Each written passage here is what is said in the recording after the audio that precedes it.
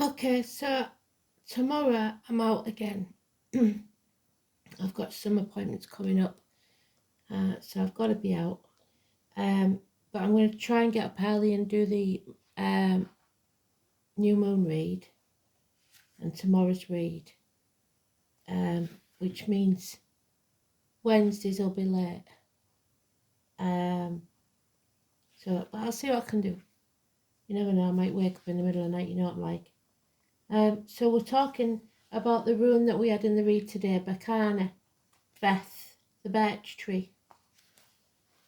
And once again, as usual, I'm on the last bit of me battery, so we'll see if we get through it. 19, well, we had that in the read, didn't we? So that could be important.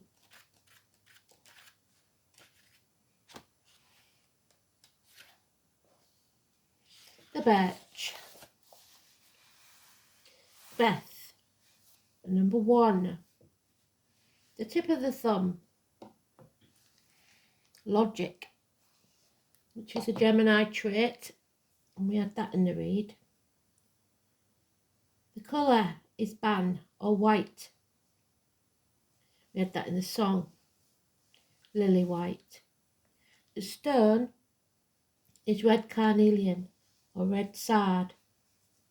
The bird is bison, the pheasant. The goddess is Britomartis, moon goddess, so the new moon. Sade, the deer goddess, Artemis, again Sagittarius, we had that in the read.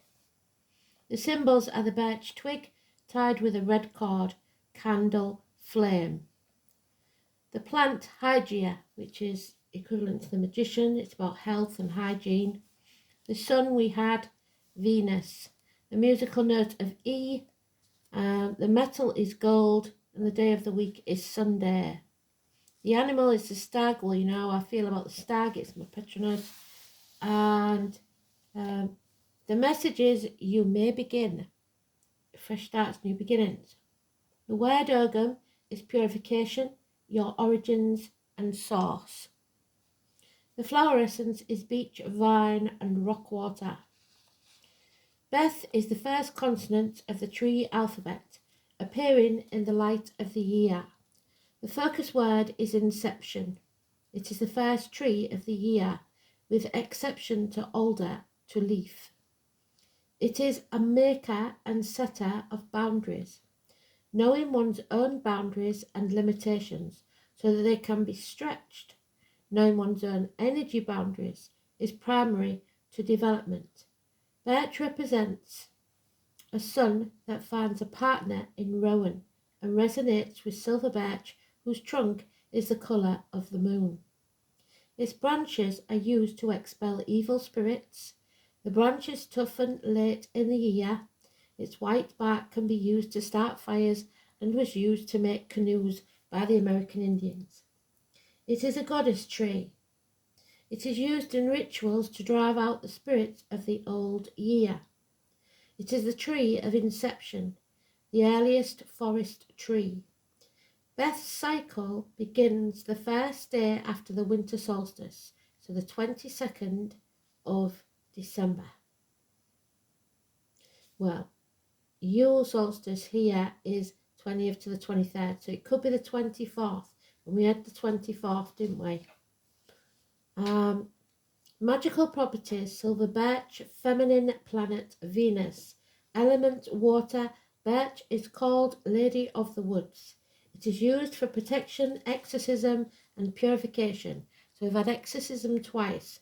So open your windows, put on the music, burn some incense, get those spirits out.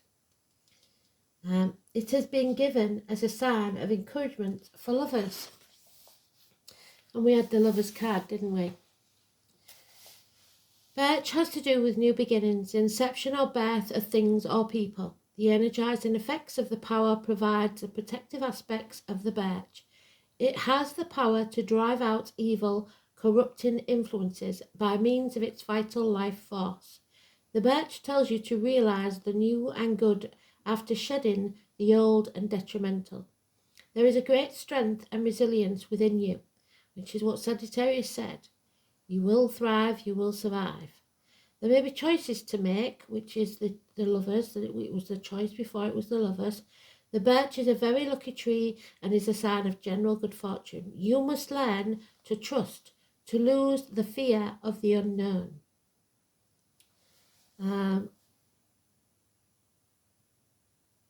It grows in acid soil, so toxic to others. Of the first moon, Amagan sings, I am a stag of 7 times. And we had 7, didn't we? The stag is the first of the 4 sacred animals, and we had 4 to be mentioned in Amagan's poem. There is a very close relationship between the stag and the boar, which is Venus, and those born in the year of the boar, in mythology. It is the relationship of the waning and the waxing light of the cycle of the year. Both are creatures of the other world, who cross the boundaries between the worlds, just like Persephone, serving as messengers or guides across those boundaries. One is associated with the day and the other with the night of the year. After Beltane, the boar becomes a solar animal gifted with poetic wisdom. So Beltane is April the 30th, and we had the 30, didn't we, and Aries. But it is Taurus that, if it's April 30th.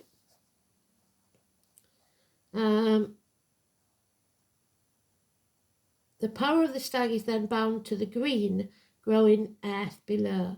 And after Samhain, 31st of October, when the boar, who is now a sow, wanders over the barren earth in the guise of a fearsome goddess, while the stag dwells in the celestial realms as a bright presence, offering hope. So they're giving us hope. The stag is an appropriate messenger for the great change that is to take place after the winter solstice. So there will be a massive change by the 24th of December. Or after the 24th.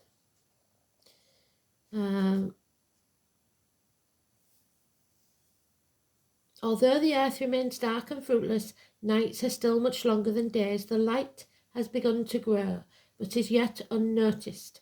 We are still held in dark times, but a spark begins to glow before us, reminding us to stay in touch with the life force, for we are soon to be in the light again. So let's get Christmas out the way. The stag of 7 times, who has been through many cycles of waxing and waning strength, and always fought back to triumphant life, is a guide that we can trust. While the moon waxes, we observe light as a small bright flame, which shines out in the darkness for our quiet spirits. At the full moon, we can contemplate the stag, a luminous messenger, an archetypal changer, and as the moon wanes, his image gives our light a direction, and as such also comes a sense of hope for our future. This is one way that we can view the changing light of the solar year. Just as we see the growth of the young goddess moving into her fertile cycles and then her decay from birth to death, Scorpio, to birth, the bright and shining light of the fruitful goddess always deep within the hag as the seed of possibility. I am the stag of 7 times. Welcome, welcome, welcome, all ye here. Welcome, welcome, welcome, in the year. Dark is the night and chill the winter wind, crisp the snow on the barren furrow. Bring in the Yule log, make the fire bright, we shall wish for a warm tomorrow. Over the fire the branches dangle of holly bright, that is king tonight. Red is the berry, green is the prickle, the sacred mistletoe glowing white. Now we may feast and pass the wassail cup, sing the ballad with joy and mirth. Soon we shall sleep and dream the night away, gathering strength for spring's rebirth. On the earth, in the air, through the fire, by the water, I am strength, the birth moon's daughter. And there was a song we used to sing at school many years ago called Our Jolly Wassail. So, we used to like singing that. That may mean something to somebody. So, carnelian, orange or reddish form of chalcedony, related to sard, bloodstone, and moss agate. Traditionally used to protect against the evil eye, carnelian is said to fulfill all desires. It speeds all manifestations, revitalizes and aligns the physical and spiritual bodies. It strengthens your concentration, increases the sense of self-worth, which we need, and brings career success, balance, creativity, and organizational abilities. Beeson, the pheasant. Why is the pheasant at the head of the consonants? Not hard. This is the month of which Imogen sang, I am the stag of 7 times. And a venison is the best flesh that runs, so a pheasant is the best that flies. And white is the colour of the stag and of this pheasant. The pheasant was the best available bird for the bee month. Bran the raven and Brunan the bittern being better suited to later months of the year. The author of the article on pheasants in the Encyclopaedia Britannica states that pheasants, sacred birds in Greece, are likely to have been indigenous to the British Isles, that the white or Bohemian variety often appears among pheasants or ordinary plumage. Britomartis. Early Crete had an elaborate and wealthy culture and based its worship on the female principle of nature. When patriarchy overran the island, the theology of this culture was distorted, and goddesses were demoted to heroines, and their legends were grafted to those of the Greek heroes. Britomartis, sweet girl, is one who has survived in that manner, but some scholars suspect she may well be the greatest goddess of Minoan Crete. She is traditionally depicted as a young, lithe and strong hunter, often carrying a bow and arrow, Sagittarius. This image was merged as the spoils of war with the image of Artemis and Diana, and has remained as her image to this day. Britomartis had her companions a suckling babe and a snake. There's the snake again. 2 powerful symbols of generative force. Sorry if you can hear the boats on the river. It's the foghorns. So there's a warning for you. Minos of Crete intended to rape the virginal goddess and chased her for 9 months through the forest. She eluded capture by throwing herself off a high cliff into the ocean, so she took a leap of faith. There she was miraculously saved, caught in the fishnet that she herself crafted and gave to humanity. After this, in the western lands, she was called Dictina, netted one, while retaining the name Britomartis in the east. The story that joins the two, with pursuit lasting 9 months, the length of a human pregnancy, and a rebirth from the sea, suggests that this goddess symbolizes the integrity of the feminine soul and rebirth. So don't lose hope. Good night, God bless. You take care. Speak tomorrow.